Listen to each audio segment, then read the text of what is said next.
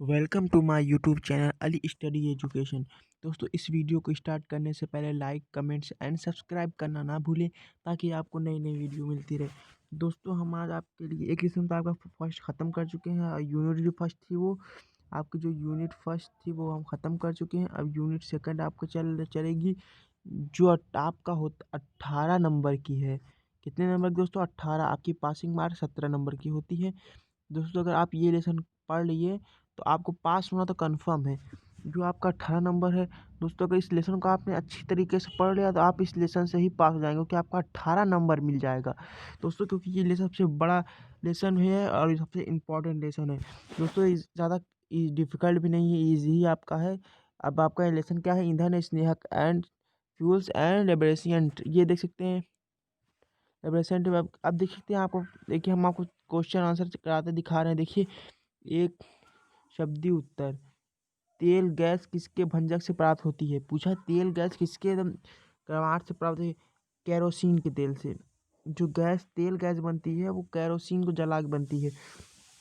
और diesel diesel तेल की गुणवत्ता नियंत्रण किससे किया जाता है?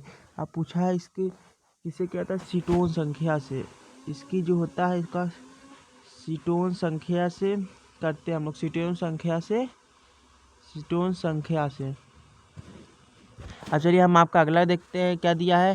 पेट्रोल की गुणवत्ता नियंत्रण किससे किया जाता है? जो पूछा है पेट्रोल की गुणवत्ता नियंत्रण किससे किया जाता है? ऑक्टेन संख्या से। क्या आपकी ऑक्टेन संख्या से? जो आपकी ऑक्टेन संख्या है उससे किया जाता है। जो आपकी ऑक्टेन संख्या उससे। अब चलिए आपका अगला देखते हैं। इसमें अगला क्वेश्चन क्या पूछा है? इसमें ये पूछा है कि आपके बायोगैस में किस चीज़ की बायोगैस की औसत संगठन समझाइए। मतलब इसमें कितने कितने परसेंट क्या है? तो आप जानते हैं जो आपका मीथेन है इसमें CH4 वो 60 से 50 60% होता है। लगभग 60 70 भी होता है ज़्यादातर। और इसमें दिया है 50 60, लेकिन 60 70 ज़्यादा होते हैं। और कार्बन डाइऑक्साइड होता है 3 से 40। अब देखते हैं आपका अगला क्या है। और फिर कार्बन डाइऑक्साइड आपका हो गया। अब देखते हैं हाइड्रोजन कितना है। ये देख सकते हैं हाइड्रोजन 5 से 10% होता है। और इसमें क्या दिया? नाइट्रोजन। नाइट्रोजन आपका कितना है? 2 से 6% होता है। और क्या होता है? H2S हाइड्रोजन सल्फाइड का कितना होता है? अल्प संख्या होती है, मतलब बहुत कम होती है, एकदम ना के बराबर जिसे कहते हैं हम, उस वो होती है।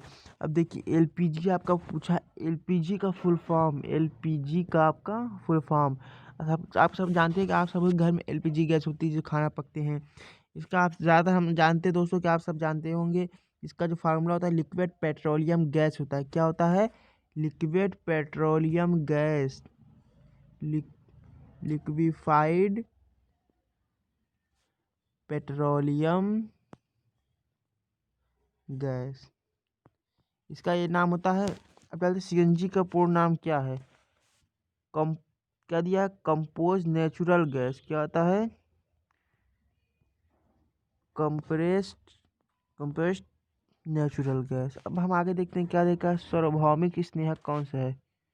यूनिवर्सल लेबरेशियन कौन सा है? Petroleum ether. जो आपका पेट्रोलियम ईथर है ये जो आपका पेट्रोलियम ईथर है यही है। पेट्रोलियम ईथर आपका सार्वभौमिक यूनिवर्सल लेबरेशियन है। ग्रीस किस प्रकार का स्नेक है? ग्रीस जानते हैं अर्ध ठोस है। इसमें क्या पेस्ट होता है? ये ग्रीस जो आपका होता है गाड़ियों में जो पड़ता है, जिससे कोई चीज़ जैम होता है तो उसको छुड़ाने की होता है। अगर अगर आप 9वां क्वेश्चन क्या दिया है? एक ठोस स्नेहक का नाम है। आपका स्नेहक पूछा है। स्नेहक ठोस क्या है? ग्रेफाइट होता है, सबसे कठोर होता है ग्रेफाइट। अब चलिए हम आगे आपका देखते हैं क्या दिया है दोस्तों। 10वां क्या दिया आपका? किसी स्नेहक का उदासीनता अंक ज्ञात करके क्या उपयोग का प्रयोग किया जाता है? किस योग का उपयोग किया जाता है? KOH पोटेशियम हाइड्रोक्साइड का प्रयोग किया जाता है। किस स्नेहक का उदासीन अंक ज्ञात करने के लिए उसके योग प्रयोग किया जाता है? अब देखते हैं आपका अगला क्वेश्चन क्या दिया है। अति लघुत्तरी प्रश्न है। वेरी वेरी शॉर्ट क्वेश्चन आपका ये। ईंधन की परिभाषा। फ्यूल वे पदार्थ जो वायु में ऑक्सीजन से जलकर ऊष्मा एवं प्रकाश उत्पन्न करते हैं ईंधन ईंधन कहलाता है। जो वायु और ऑक्सीजन वायु और ऑक्सीजन में जल के ऊष्मा उत्पन्न करता है। क्या ऊष्मा आपका उत्पन्न करता है, उसे क्या कहते हैं? ईंधन कहते हैं। उदाहरण तौर पर कोयला, लकड़ी, मिट्टी का तेल, पेट्रोल आदि। आदर्श ईंधन किसे कहते हैं? वे ईंधन जिसका ऊष्मीय मान उच्च हो, जो सरलता और आसानी से उपलब्ध हो। जानते हैं आदर्श सबका रूल्स फॉलो करता है, उसे आदर्श ही कहते हैं। भंजन की परिभाषित कीजिए। भंजन किसे कहते हैं? रैंकिंग। भंजक यह उपक्रम है जिसमें ताप का अनुप्रयोग से उच्च क्वथनांक वाले हाइड्रोकार्बन या निम्न क्वथनांक और हाइड्रोकार्बन प्राप्त किया जाता है। उसे क्या कहते हैं? भंजक कहते हैं। उसे भंजक कहते हैं।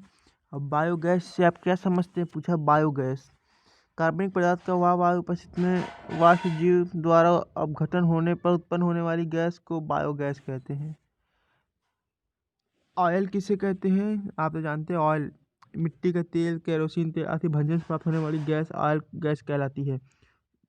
इसे भंजन से जो प्राप्त होती है उसे ऑयल गैस कहता है। भंजक भी समझ गए, अब गैस भी सब समझ गए पूरी तरह से।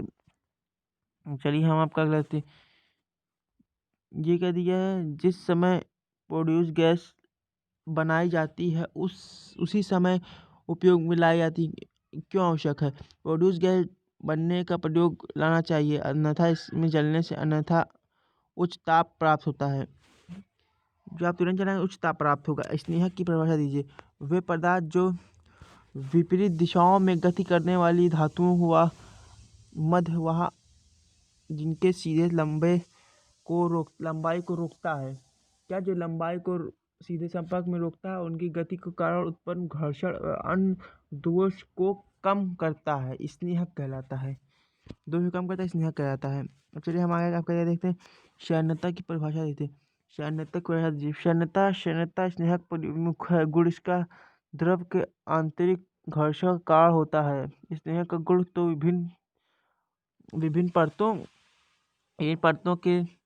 विभिन्न परतों में मध्य आपेक्षिक गति का विरोध करता है, शैन्यता कहलाता है। अब आपके क्या देखते हैं? स्नेहक की आवश्यकता पर टिप्पणी लिखिए। जो स्नेहक उसकी टिप्पणी लिखनी है। अब देखते हैं क्या दिया। धातु में संबंध स्नेहक के आवश्यक निम्न कारणों के लिए। देखिए आपका स्नेहक हम बताते हैं घर्षण कम करने के लिए, जो आपका घर्षण होता है वो कम करने के लिए, घर्षण कम करने के लिए हो गया। अब होता है टूट फूट कम करना, शीघ्रता प्रभाव उत्पन्न करना, कुशन प्रभाव उत्पन्न करना, ऊर्जा की बचत करना, ध्वनि को कम करना, कंपन तथा झटके को कम करना, मशीन की जीवन काल बढ़ाना, अशुद्धियों का पृथक करना, प्रभावी सील प्रदान करना। इससे पूरा आपको दिया है, हमने आपको बता दिया प्रभावी सील प्रदान। अब स्नेहक का वर्गीकरण पूछा। स्नेहक का वर्गीकरण क्लासिफिकेशन ऑफ लिबरेशन। स्नेहक को उनके भौतिक अवस्था के आधार पर मुख्य 3 श्रेणी में वर्गीकृत किया गया है। इसको 3 भागों में वर्गीकृत किया गया है, समझे। अब ठोस स्नेहक, द्रव और गैस 3 स्नेहक होते हैं। ठोस किसे कहते हैं? ठोस में जो ग्रेफाइट होता है, मॉलिब्डेनम होता है, स्टोन, माइका, ये सब होते हैं। और द्रव में क्या होते हैं? मिट्टी का केरोसिन, एक अर्ध ठोस होते हैं दोस्तों, सॉरी, एक अर्ध ठोस होते हैं। जो जैसे ग्रीस हो गया वो अर्ध ठोस हो गया। और क्या होता है? एक द्रव स्नेहक होता है, द्रव स्नेहक वनस्पति तेल, जंतु तेल। और दोस्तों इसमें ठोस स्नेहक, द्रव स्नेहक और गैस स्नेहक जो होते हैं। जो भंजक, जो आपको तो इन दोनों के बारे में द्रव तो मालूम हो गया। अब जो भंजक से प्राप्त होते हैं, जो गैस होती हैं, वो उसे हम कहते हैं गैस स्नेहक। अब हम आगे देखते हैं हमें क्या दिया है। चलिए हम देखते हैं लघु उत्तरीय प्रश्न। ईंधन की परिभाषा दीजिए। ईंधन के संगठन का संक्षिप्त वर्णन कीजिए। अब देखिए संक्षिप्त वर्णन करने दिया है। वे पदार्थ जो वायु, ऑक्सीजन, जल का ऊष्मा एवं प्रकाश उत्पन्न करते हैं ईंधन कहलाते हैं। उदाहरण कोयला, लकड़ी, मिट्टी का तेल तथा पेट्रोल आदि। ईंधन का संगठन।